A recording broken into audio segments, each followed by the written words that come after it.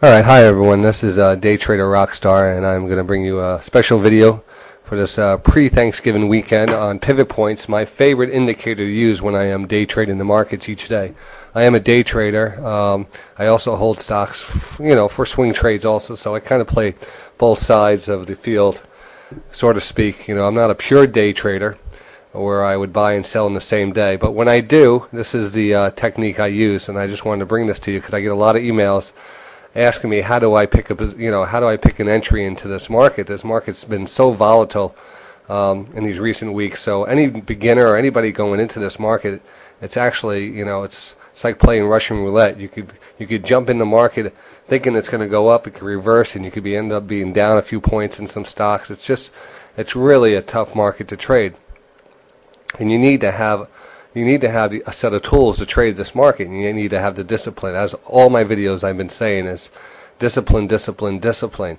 Get yourself into a technique. Build a toolbox of techniques that you could believe in, not something that someone else believes in, but tools that you could believe in, not someone else. I could tell you all the systems out there and all the people selling their systems out there are going to probably send me a lot of hate mail because I'm giving away all these good secrets right now. But it's not a secret. These things should be free. It's just you take some research. It takes some some dedication and practice, and it's very easy to day trade these markets. It's all about discipline and money management. All right. So let's move on. So like I said, one of my favorite indicators to use when I'm trading intraday, meaning I'm not holding over something over the night, is using pivot points. I love them. I mean, they work. They work. That's all I could say. They work because the big players use them. The big market experienced market traders use them. The floor traders use them. All right. So hence they, the stocks react to them. And you always wonder why a stock reacts to a certain level. Well, this is one of the reasons why. I also use other indicators to offer these pivot points, also to confirm some of my buy entry points. But one of the best things to do is, develop a bunch of indicators and try to combine them all. So this first one is pivot points, which consist of, well, let me start off with what pivot points are. Pivot points are a set of, I would say, technical resistance and support areas that are calculated by using the previous day's high, low, and close. And there's some other calculations that people use also. You also use the opening price, and there's some other exotic calculations for people's certain pivot points and stuff. But this is pretty much the basic one, which is used throughout the markets.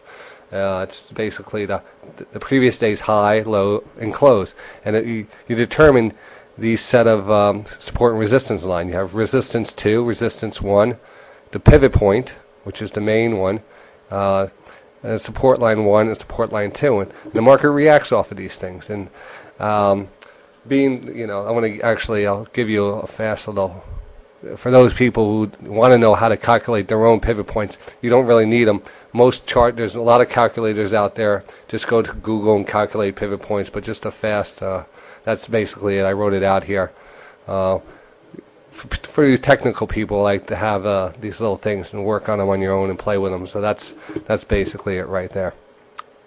All right.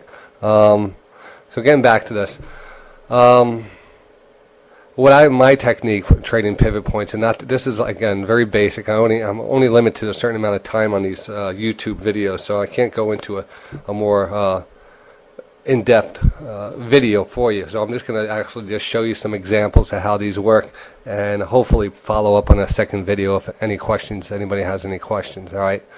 Again, what I like to do, placing my first trade, I like usually, and I do trade on the radio each day. Start at 8 o'clock on daytraderradio.com, and I usually let the first half an hour trade by me, because that's the very hard part. You jumping in before the market even gets a chance to settle down. I mean, sure, you can make money then, but it's a very hard time to make money. You're actually playing, you could go to a casino and just, pretty much throw your chips down and have just as good a chance of picking the right direction of a trade.